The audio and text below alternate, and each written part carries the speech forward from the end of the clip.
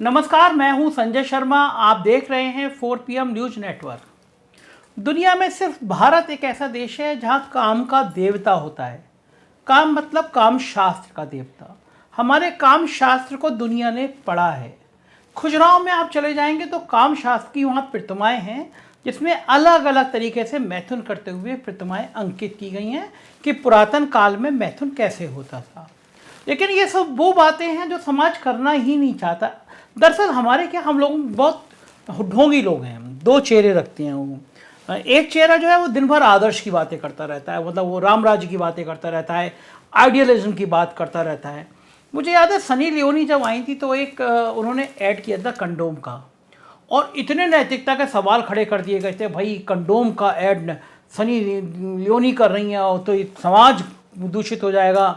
बड़े बड़े विद्वान बैठ के कहने लगे थे हम तो अपने परिवार के साथ, आजकल बच्चों के साथ बैठ के टीवी नहीं देख पाते हैं, बताइए कंडोम के ऐड आते हैं। तो आप ये देखिए, ये वो देश है जिसमें पूरा काम शास्त्र है, जिसमें खुजराव के मंदिर हैं, जिसमें काम देखता है, लेकिन वो सेक्स पे बातें नहीं कर सकता। सेक्स वर्कर मतलब दुनिया का सबसे घिनौनी महिला या पुरुष जो सेक्स वर्कर है, मतलब सेक्स का काम अपना जीविकोपार्जन बना रहा है, मतलब अपनी आमदनी का जरिया वो सेक्स बेच के कर रहा है, मतलब अपना शरीर बेच के कर रहा है, तो वो दुनिया का सबसे गंदा इंसान है। सुप्रीम कोर्ट ने एक ऐतिहासिक फैसला दिया है। कम से कम उन्होंने सेक्स वर्कर को वर्कर माना है, मतलब जो अपने शरीर को बेच के सेवा दे रहा है उसको उन्होंने वर्कर माना है, काम की श्रेणी में लाया कि ये उसका काम है। और पुलिस को हिदायत दी है, भाई आप ये ध्यान रखिए, अब आप सेक्स वर्कर को आप उठा के डंडा लेके थाने में बंद नहीं करेंगे। तो मैं ये जो वीडियो बोल रहा हूँ, मैं आपको एक सच्ची घटना बताता हूँ, आप सुन के हैरान हो जाएंगे। कई साल पुरानी घटना है, और सेक्स वर्कर के नाम पे या सेक्स के नाम पे पुलिस का कितना घिनौना गठजोड़ सामने आता है, ये किस्सा मैं आपको बता रहा हूँ। एक चर्चित सेक्स कांड हुआ था। उसमें एक सूचना मिली थी कि एक कोठी में कुछ सेक्स वर्कर हैं। तो पुलिस पहुंची वहाँ पे, बड़े साहब का आदेश था, पुलिस पहुंची तो कोठी के बाहर एक IAS लिखा हुआ था। तो साहब को सूचना दी गई, तो IAS का मकान है, तो ये को मालूम करो डायरेक्ट या प्रमोशन वाले हैं, प्रमोटी हैं। तो पता चला PCS से IAS हैं, कहीं बाहर तैनात हैं। तो और एक्स्ट्रा पुलिस भेज दी गई कि भाई छापा मारिए, पकड़िए। तो उसमें 4 कश्मीर की लड़कियां पकड़ी गई। अब कश्मीर की लड़कियां थी, हवाई जहाज से आती थी लखनऊ। तो वो जो पकड़े गए थे और वो जो उनके संग 3 4 5 बड़े बड़े, एक आध दो बड़े प्रभावशाली लोग थे, उनको ले जाया गया, पुलिस लाइन में बिठाया गया। और उसके बाद में बड़े साहब पहुँचे, एक नेताजी थे, उन्होंने बड़े साहब से हाथ मिलाने की कोशिश करी। बड़े साहब ने खींच के थप्पड़ दिया कि तुम ये काम करते हो और फिर यहाँ पे आए हो। खैर फिर वो मामला जिस इलाके के थाने का था वहाँ थानेदार पहुँचा, तो ये कहा गया ये सूची बनी हुई है लड़कियों। तो डर गई थी कश्मीर की लड़कियाँ, उनसे कहा गया था बिल्कुल सच सच बता दो कि कौन कौन आता था। तो उसने डायरी दी थी कि साहब ये बड़े लोग आते थे मेरे पास में, और कश्मीर से लड़कियाँ आती थी, उनको ले जाने वाले मतलब 1 या 2 लाख रुपये रोज़ खर्च कर सकते हो वो लोग थे। तो जाहिर है कि वो बड़े लोग होंगे जो रोज़ इस तरह सेक्स वर्कर के ऊपर 1-2 लाख रुपए खर्च कर सकते थे। तो थाने में सूची बनी, और सूची में कहा गया देखो अगर कोई डायरेक्ट IAS IPS हो, कोई नेता विधायक जी हो, कोई पत्रकार हो, इनके नाम हटा दो, बिजनेसमैन के नाम दे दो। तो 10 से 15 बड़े बिजनेसमैन निकल के आए कि यार ये 10-15 बड़े लोग हैं जो रोज़ 2 लाख 3 लाख रुपए इस काम पे खर्च कर दिए जाते हैं। फिर सूची बनी और उसमें से फिर थानेदार ने फ़ोन किया, थाने से फ़ोन किया एक एक करके साहब के पास की साहब हमारे बड़े साहब CO साहब आपसे मिलना चाहते हैं। तो जो आदमी था जिसका सूची में नाम था, उसने पूछा कि भाई क्यों मिलना चाहते हैं। उन्होंने कहा कुछ बड़े लोगों के साथ कुछ मीटिंग करनी है, तो मीटिंग में आपको बुलाया गया है। तो थोड़ा कॉलर चौड़ा हुआ कि मैं पैसे वाला हूँ, बड़ा आदमी हूँ, अपनी मर्सिडीज निकाली, स्पेस पे निकाला, पहुँच गया थाने। अब हम प्लानिंग के तहत CO साहब बैठे हुए हैं, इंस्पेक्टर साहब बैठे हुए हैं। वो आदमी आया, उसने हाथ मिलाया कि साहब मैं फलाना। उन्होंने कहा बताइए। CO साहब ने कहा बताइए। पता था कौन आदमी आया है? बोले जी आपने मुझे बुलाया था। अब CO ने इंस्पेक्टर की तरफ बड़ा प्रश्नवाचक तरीके से देखा, मैंने इनको बुलाया था? बोले अरे साहब ये वो डायरी वाले हैं। तो जो CO साहब हाथ मिला चुके थे, उन्होंने एक थप्पड़ दिया उसके, और ये कहा कि तुम यहाँ पे इस इलाके में ये याशी करते हो। वो आदमी सकपक आया, बड़ा आदमी, मर्सिडीज से जो आदमी 2 लाख रुपए अपनी मस्ती पे रोज़ खर्च कर सकता हो, उससे मैं अभी फ़ोन पे बात कराता हूँ। ऐसे बड़े लोगों के संबंध DGP से और उससे बड़े अफसरों से और नेताओं से निकल आते हैं, तो फ़ोन छीन लिया गया। अब CO साहब का अगला रोल शुरू होता है। CO साहब ने कहा कि इंस्पेक्टर साहब जरा TV चैनल वालों को बुलाओ सबको, और तुमने एक गधा बुलवा लिया है, इनका सिर मुंडवाओ, इनके गले में पट्टी डालो कि मैं याशी करता हूँ, और गधे में बिठा के इनको शहर में घुमाओ और टीवी चैनलों वालों से कहो कि इनका वीडियो बनाएं। अब उस आदमी की हवा खराब हो गई, बड़ा व्यापारी, वो पैरों में लौट के सीओ साहब बोले मैं अभी लौट के आ रहा हूँ राउंड लेके, तब तक आप व्यवस्था कराइए। सीओ साहब निकले, वो इंस्पेक्टर के चरणों में लौट गया, साहब बर्बाद हो जाऊँगा, इतना बड़ा आदमी समाज में मुँह दिखाने लायक कर नहीं पाऊँगा। अब इंस्पेक्टर तो जैसे पुलिस की स्टाइल होता है कि हम क्या करें, सीओ साहब कह गए हैं। मामला 1 करोड़ से शुरू हुआ और 40-50 लाख के बीच में आके पट गया कि साहब 50 लाख रुपए दे दो। इंस्पेक्टर ने सीओ साहब से कहा कि साहब बड़ा संभ्रांत आदमी है, मर जाएगा, और नहीं साहब शुल्क को ले रहे हैं हम इससे।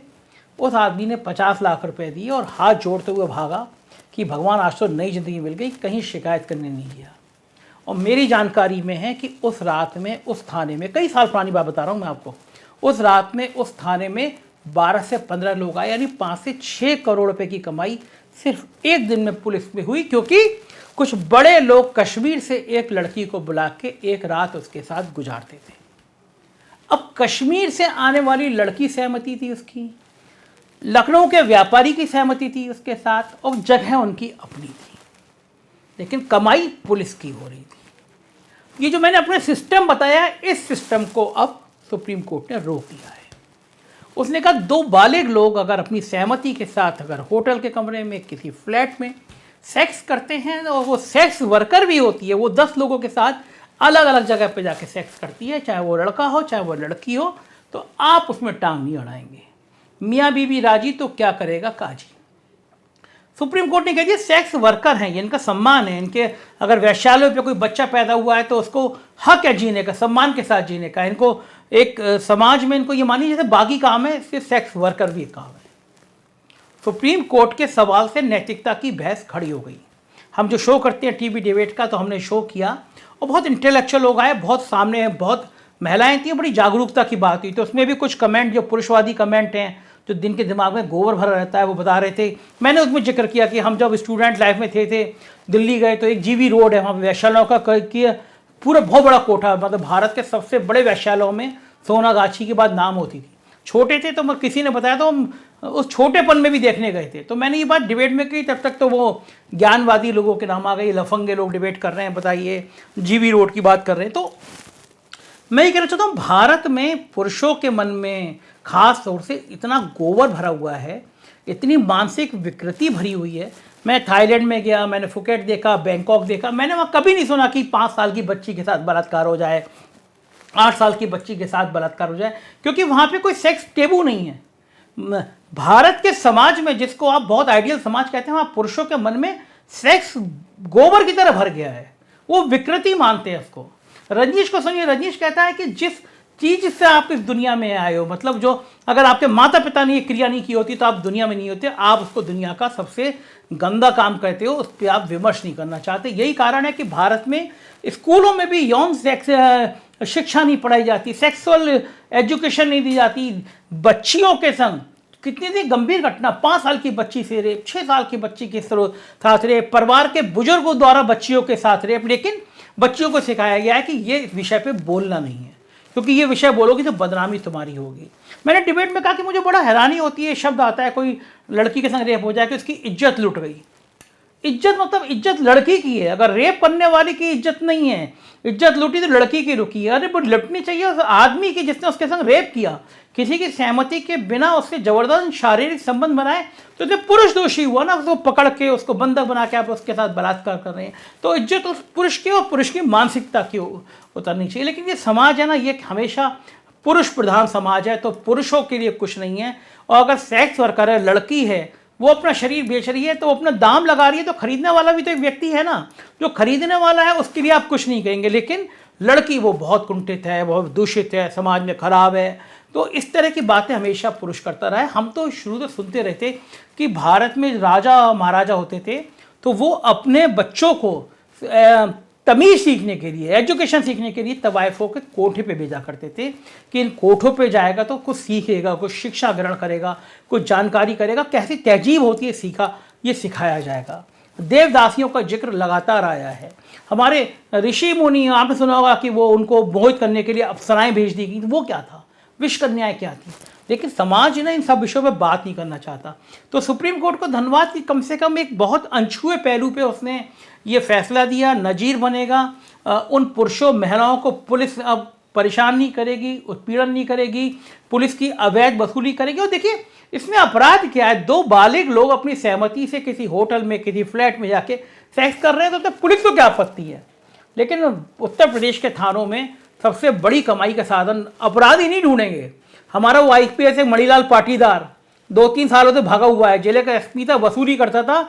एक व्यापारी ने आत्महत्या कर ली, भगौड़ा घोषित हो गया, 1 लाख का इनाम ही है, फरार है, पुलिस नहीं ढूंढ पा रही है। लेकिन अगर कोई लड़का लड़की कमरे में चले गए, कहीं स्पा सेंटर में चले गए, तो स्पा सेंटर में मसाज कर दी, मसाज के बीच में सेक्सुअल रिलेशन बन गए, तो ये सबसे बड़ा गुनाह हो गया। मतलब वो इतने बड़े हरी अपराधी हो गए, लंबा चौड़ा प्रेस नोट करेंगे, आज मसाज स्पा सेंटर में 4 लोग पकड़े गए। ये गुड वर्क है पुलिस का। तो आप मानसिकता सोचिए समाज की, लेकिन समाज में बदलाव आ रहा है। और आप जितना एजुकेशन देंगे, जितना एजुकेटेड करेंगे, जितना विषय में बात करेंगे, उतनी आपकी नई पीढ़ी सुरक्षित होगी, खराब नहीं होगी। आप सोचेंगे आजकल के बच्चे को पता नहीं है, 6ठे क्लास के बच्चा हाथ में मोबाइल है, पूरी दुनिया उसको पता है, उसको पता है पोर्न साइट कौन सी है, उसको पता है कि ब्लू फिल्म क्या होती है। लेकिन आप बच्चे को जब शिक्षित करेंगे तो उसको समझ में आएगा हमें ये नहीं देखना है, ये खराब चीज़ है, हमें इसको फॉरवर्ड नहीं करना है। आप उस विषय में बात ही नहीं करेंगे, बिल्कुल कूप मंडू बन के बैठ जाएंगे कि भाई हम इस विषय पे बात नहीं करेंगे, विषय तो बड़ा गंदा है, तो समाज और खराब होगा। तो सुप्रीम कोर्ट को बधाई। और मुझे लगा कि रोज़ मैं पॉलिटिकल बातें करता हूँ, आज आपसे ये अनछुआ विषय तो इस पर बात करूँ। मुझे यकीन है कि इस तरह के विषय पे भी बात होनी चाहिए। शुक्रिया इस वीडियो को देखने के लिए, आपका प्यार मेरे लिए पूंजी है। Thank you.